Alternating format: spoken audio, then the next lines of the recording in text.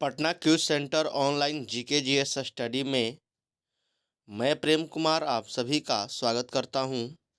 दोस्तों, आज हम संविधान से 50 क्वेश्चंस आप लोगों के समझ लेकर आ रहे हैं। दोस्तों, ध्यान देंगे इस क्वेश्चन को क्योंकि ये क्वेश्चन बहुत ज़्यादा ही आज महत्वपूर्ण है। तो दोस्तों, चलेंगे फर्स्ट क्वेश्चन की ओर। फर्स्ट क्वेश्चन आपके स्क्रीन पर आया हुआ है। फर्स्ट क्वेश्चन आपके स्क्रीन पर है। पहला क्वेश्चन आया है, भारत की संविधान सभा गठित करने का आधार क्या था? भारत की संविधान सभा गठित करने का आधार क्या था? तो दोस्तों, आंसर हो जाएगा कैबिनेट मिशन प्लान 1946। दोस्तों, कैबिनेट मिशन प्लान 1946 के तहत हमारा संविधान क्या हुआ? गठन हुआ। और इस कैबिनेट मिशन की पहला बैठक जो है दिल्ली में हुआ था 1946 में। अगला क्वेश्चन से दोस्तों, नेक्स्ट क्वेश्चन की ओर चलेंगे। भारत के संविधान की प्रस्तावना में निम्नलिखित में से वह शब्द कौन सा है जिसका समावेशन संविधान 42वां संशोधन अधिनियम 1976 के माध्यम से नहीं किया था? समाजवादी, धर्मनिरपेक्ष, गरिमा या निष्ठा?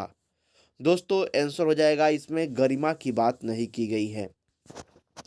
दोस्तों, एक क्वेश्चन इसमें से देता है कि 42वां संविधान संशोधन 1976 के द्वारा स्वर्ण सिंह समिति की अनुशंसा पर मौलिक कर्तव्य को हमारे संविधान में शामिल किया गया था। दोस्तों, अगला क्वेश्चन की ओर चलेंगे। नागरिक समता का आशय क्या है? नागरिक समता का आशय क्या है? तो कानून के समझ समानता। कानून के समझ समानता नागरिक समता का क्या है? आशय है। दोस्तों, नेक्स्ट क्वेश्चन की ओर चलेंगे। राज्यसभा को भंग करने के लिए निम्नलिखित में से कौन सक्षम है? तो दोस्तों, राज्यसभा को भंग नहीं किया जा सकता क्योंकि यह एक अस्थायी निकाय है, इसीलिए इसका आंसर हो जाएगा कोई नहीं। अगला क्वेश्चन की ओर चलेंगे। बाल अधिकारों पर संयुक्त राष्ट्र कन्वेंशन के अनुसार निम्नलिखित में से वह क्या है जो अधिकार नहीं है? बाल अधिकारों पर संयुक्त राष्ट्र कन्वेंशन के अनुसार निम्नलिखित में से वह क्या है जो अधिकार नहीं है? तो आंसर हो जाएगा रोजगार का अधिकार इसमें नहीं है। अगला क्वेश्चन है, किसी न्यायालय को उच्च न्यायालय से दूसरे में स्थानांतरित करने का अधिकार निम्नलिखित में से किसको है? किसी न्यायाधीश को एक उच्च न्यायालय से दूसरे की ओर स्थानांतरित करने का अधिकार निम्नलिखित में से किसको है? तो दोस्तों, ये हो जाएंगे भारत के राष्ट्रपति। भारत के राष्ट्रपति के द्वारा ही किसी न्यायालय को एक उच्च न्यायालय से दूसरे में स्थानांतरित करने का अधिकार दिया गया है। अगला क्वेश्चन है, संसद के दो सत्रों के बीच निम्नलिखित में से अधिक कितने समय का अंतराल दिया जा सकता है? संसद के दो सत्र, जैसे आपका संसद के दो सत्रों के बीच निम्नलिखित में से अधिक कितने समय का अंतराल दिया जाता है? दोस्तों, आंसर हो जाएगा 6 मास, मतलब 6 महीना। अगला क्वेश्चन है, शिक्षा का विषय है क्या? शिक्षा किस सूची में आता है दोस्तों? तो आंसर हो जाएगा समवर्ती सूची। क्वेश्चन है, हर 5 वर्ष के बाद वित्त आयोग का गठन कौन करता है? दोस्तों, आंसर हो जाएगा राष्ट्रपति। हर 5 वर्ष के लिए वित्त आयोग का गठन कौन करता है? दोस्तों, राष्ट्रपति। अगला क्वेश्चन है, संसद के दोनों सदनों का संयुक्त अधिवेशन कब बुलाया जाता है? संसद के दोनों सदनों का संयुक्त अधिवेशन कब बुलाया जाता है? तो जब एक सदन द्वारा पारित कोई विधेयक या कर दूसरे सदन द्वारा अस्वीकार कर दिया जाए, तब संसद के दोनों सदनों का संयुक्त अधिवेशन बुलाया जाता है। जब एक सदन द्वारा पारित कोई विधेयक या कर दूसरे सदन द्वारा अस्वीकार कर दिया जाए, तब संसद के दोनों सदनों का संयुक्त अधिवेशन बुलाया जाता है। अगला क्वेश्चन है, राज्य विधानसभा द्वारा पारित साधारण विधेयक विधान परिषद द्वारा अधिकतम कितनी अवधि तक विलंबित किया जा सकता है? राज्य विधानसभा द्वारा पारित साधारण विधेयक विधान परिषद द्वारा अधिकतम कितनी अवधि तक विलंबित किया जा सकता है? दोस्तों, आंसर हो जाएगा 4 महीना। अगला क्वेश्चन है, भारत में किसी राज्य में राष्ट्रपति शासन लागू किया जाता है जब? तो आंसर हो जाएगा राज्य का शासन संविधान के अनुसार न चलाया जा सके। जब राज्य का शासन संविधान के अनुसार न चलाया जा सके तब भारत में किसी राज्यों में राष्ट्रपति शासन लागू किया जा सकता है। आजादी पूर्व निम्नलिखित में से किस राज्य ने सबसे पहले पंचायती राज्य को अपनाया? दोस्तों, आजादी पूर्व निम्नलिखित में से किस राज्य ने सबसे पहले पंचायती राज अपनाया था? आजादी के पहले कहेगा तो बिहार, और आजादी के बाद अगर कहेगा तो आपका ये हो जाएगा राजस्थान। 1959 के नागौर जिला में सबसे पहले पंचायती राज्य को लागू किया गया था। भारतीय संसद किसी राज्य के नाम या सीमा में परिवर्तन कर सकता है। भारतीय संसद किसी राज्य के नाम या सीमा में परिवर्तन कर सकता है कब? तो सामान्य बहुमत के द्वारा। सामान्य बहुमत के द्वारा भारतीय संसद किसी राज्य के नाम या सीमा में परिवर्तन कर सकता है। अगला क्वेश्चन है, संघ लोक सेवा आयोग के सदस्यों को पद से हटाया जा सकता है। संघ लोक सेवा आयोग के सदस्यों को पद से हटाया जा सकता है। तो दोस्तों आंसर हो जाएगा सर्वोच्च न्यायालय द्वारा जांच और रिपोर्ट के आधार पर राष्ट्रपति के द्वारा। सर्वोच्च न्यायालय द्वारा जांच और रिपोर्ट के आधार पर राष्ट्रपति के द्वारा संघ लोक सेवा आयोग के सदस्यों को पद से हटाया जा सकता है। नेक्स्ट क्वेश्चन की ओर चलेंगे दोस्तों। भारतीय संसद में कोई विधेयक प्रवर समिति को भेजा जा सकता है। भारतीय संसद में कोई विधेयक प्रवर समिति को भेजा जा सकता है कब? तो ये अध्यक्ष के विवेक से किसी भी अवस्था में, अध्यक्ष के मन से किसी भी अवस्था में भारतीय संसद में कोई कानून को समिति के द्वारा भेजा जा सकता है। भारत में राजनीतिक शक्ति का स्रोत क्या है? क्वेश्चन है भारत में राजनीतिक शक्ति का स्रोत क्या है? तो ये हो जाएगा आंसर हम लोग अर्थात जनता। हम भारत के लोग अर्थात जनता।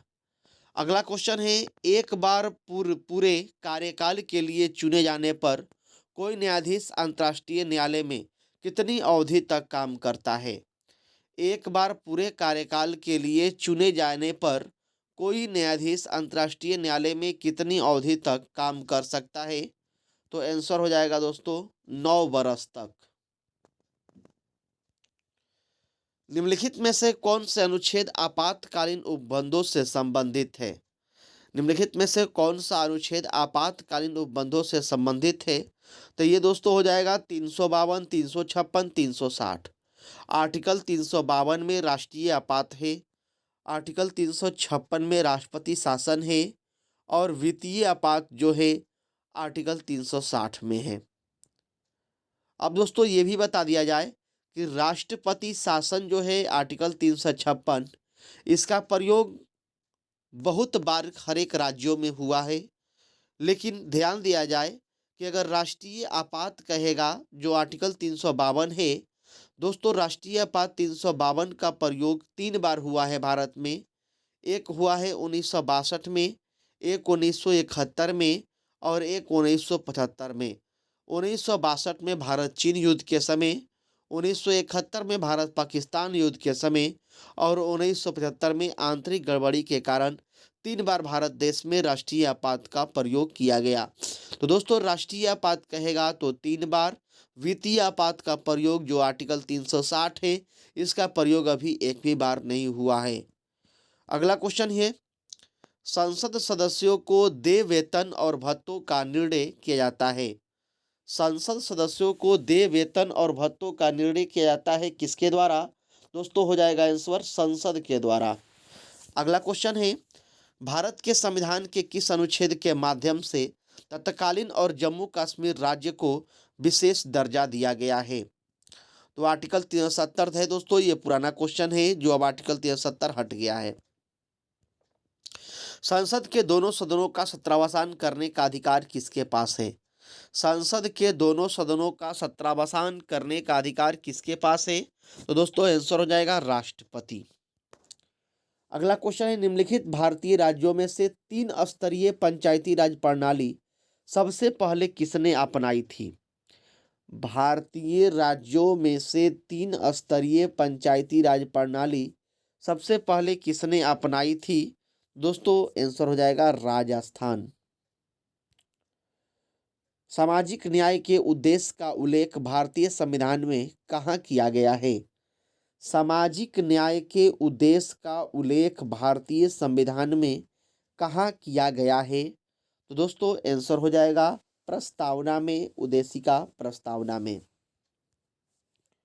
अगला क्वेश्चन है, अनुच्छेद 352 के अंतर्गत लागू आपात स्थिति के दौरान निम्नलिखित में से कौन से संवैधानिक उपबंध निलंबित रहते हैं? तो दोस्तों ये आपके हो जाएंगे मूल अधिकार। आपके मूल अधिकार को उस समय छीन लिया जाता है राष्ट्रीय आपात के समय। अगला क्वेश्चन है, किस आयु तक के बच्चों को किसी फैक्ट्री, खान, खतरनाक काम में नियुक्त करने का मनाही है? 14 वर्ष के जो बच्चे हैं दोस्तों, खतरनाक काम, जोखिम भरे काम में नहीं जा सकते हैं। अगला क्वेश्चन है, गोवध पर केंद्र सरकार को कानून बनाने का संवैधानिक अधिकार कहाँ निहित है? गौवध पर केंद्र सरकार को कानून बनाने का संवैधानिक अधिकार कहाँ निहित है? तो आंसर हो जाएगा अनुच्छेद 48 में। निदेशक सिद्धांतों में अनुच्छेद 48। दोस्तों बता दें, पशुपालन अनुच्छेद 48 में है और ग्राम पंचायत है आपका 40 में। तो पशुपालन वाला ही है 48। नौकरियों और शैक्षिक संस्थाओं में समाज के कमजोर वर्ग के लिए आरक्षण उपलब्ध कराने हेतु केंद्र सरकार को संविधान का कौन सा प्रावधान अधिकार देता है? दोस्तों आर्टिकल हो जाएगा अनुच्छेद 16। क्वेश्चन कह रहा है, नौकरियों और शैक्षिक संस्थाओं में समाज के कमजोर वर्ग के लिए आरक्षण उपलब्ध कराने हेतु केंद्र सरकार को संवैधानिक या संविधान का कौन सा प्रावधान जो है अधिकार देता है? तो लोक नियोजन की बात दोस्तों आर्टिकल 16 में है। अगला क्वेश्चन है, यदि चुनाव आयोग इस बात से संतुष्ट है कि कोई उम्मीदवार चुनाव खर्च का लेखा जोखा प्रस्तुत करने में विफल रहा है, तो वह कितनी अवधि के लिए उसे सदस्य बनने या निर्वाचित सदस्य बने रहने के लिए अयोग्य घोषित कर सकता है? यदि चुनाव आयोग इस बात से संतुष्ट है कि कोई उम्मीदवार चुनाव खर्च को लेखा जोखा प्रस्तुत करने में विफल रहा है, तो वह कितनी अवधि के लिए उस सदस्य बनने या निर्वाचित सदस्य के लिए रहने के लिए अयोग्य घोषित करता है? तो दोस्तों आंसर हो जाएगा 3 वर्ष। नेक्स्ट क्वेश्चन की ओर चलेंगे, संविधान के किस उपबंध ने केंद्र सरकार को वस्तु और सेवा कर जीएसटी लगाने का अधिकार दिया?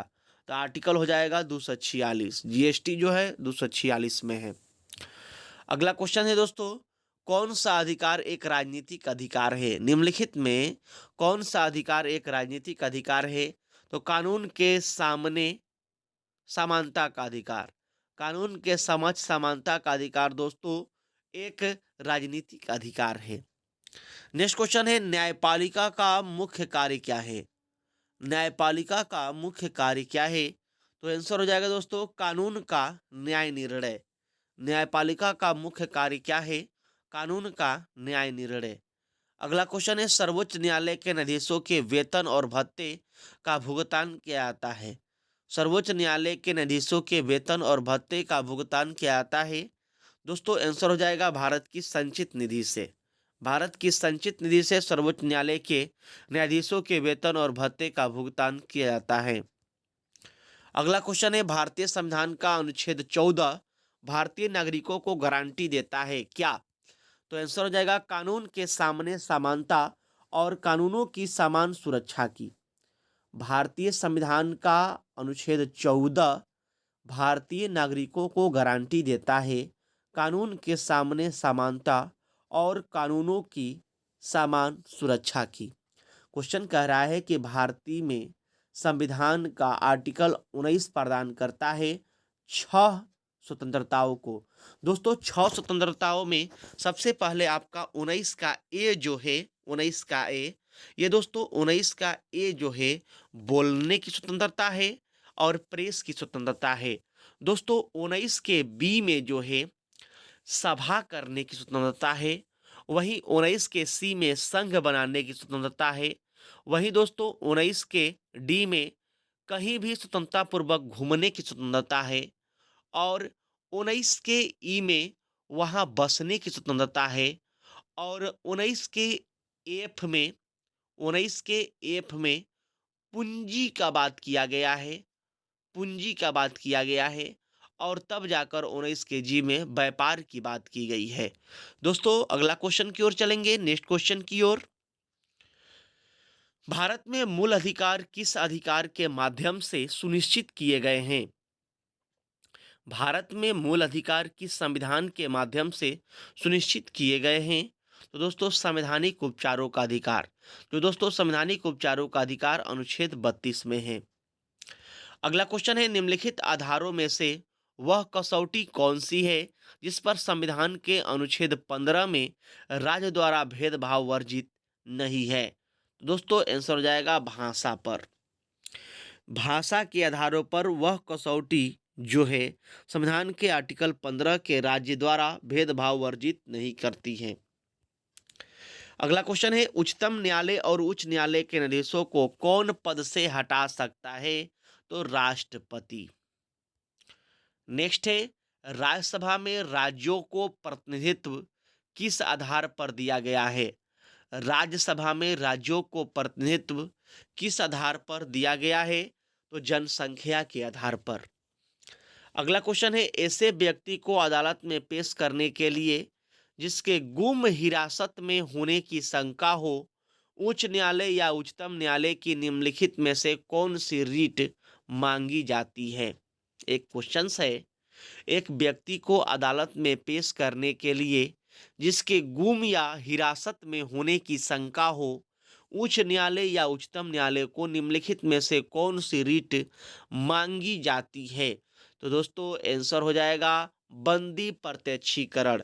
मतलब कि जो बंदी व्यक्ति है उसको आप प्रत्यक्ष कीजिए कोर्ट के सामने। अगला क्वेश्चन है, संसद को भंग करने के लिए कौन सक्षम है? संसद को भंग करने के लिए कौन सक्षम है? दोस्तों आंसर हो जाएगा राष्ट्रपति। क्वेश्चन से, संसद में आधिकारिक विपक्षी समूह के रूप में मान्यता प्राप्त करने के लिए उसके कितने सदस्य होने चाहिए? संसद में आधिकारिक विपक्षी समूह के रूप में मान्यता प्राप्त करने के लिए उसके कितने सदस्य होने चाहिए? तो आंसर हो जाएगा कुल सदस्य का 1/10 भाग। कुल सदस्य का 1/10 भाग। अगला क्वेश्चन है, उच्चतम न्यायालय के न्यायिक पुनरीक्षण कार्य का क्या अर्थ है? उच्चतम न्यायालय के न्यायिक पुनरीक्षण कार्य का क्या अर्थ है? तो आंसर हो जाएगा कानूनों की संवैधानिक वैधता का परीक्षण। कानूनों की संवैधानिक वैधता का परीक्षण जो है उच्चतम न्यायालय के न्यायिक पुनरीक्षण कार्य का एक अर्थ है। नेक्स्ट क्वेश्चन है, संविधान भारतीय संविधान में अल्पसंख्यकों को मान्यता किस आधार पर दी गई है? भारतीय संविधान में अल्पसंख्यकों को मान्यता किस आधार पर दी गई है? तो दोस्तों आंसर हो जाएगा धर्म के आधार पर। अगला क्वेश्चन है, भारत में संसदीय व्यवहार में शून्यकाल कब शुरू हुआ था?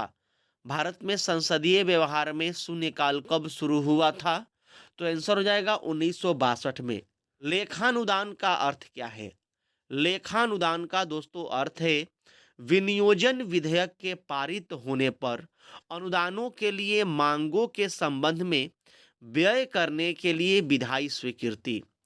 विनियोजन विधेयक के पारित होने तक अनुदानों के लिए मांगों के संबंध में व्यय करने के लिए विधायी स्वीकृति जो है लेखानुदान का अर्थ है। संविधान के अनुच्छेद 370 के प्रावधानों को किस प्रक्रिया के द्वारा निरस्त किया गया था? दोस्तों राष्ट्रपति के आदेश पर। दोस्तों ये मेरा वीडियो कैसा लगा आप सब कमेंट करके हमें जरूर बताएंगे। आपका कमेंट का ही हम बेखबरी से इंतजार करते हैं।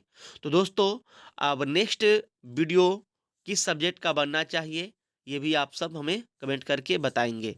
दोस्तों मिलते हैं नेक्स्ट वीडियो में, तब तक के लिए धन्यवाद। और हमारे चैनल पर नए हैं तो हमारे चैनल को सब्सक्राइब कर लीजिए और हमारे बेल आइकन को ऑन कर लीजिए ताकि हम जब भी वीडियो डालें उसका नोटिफिकेशन आपको मिलता रहे।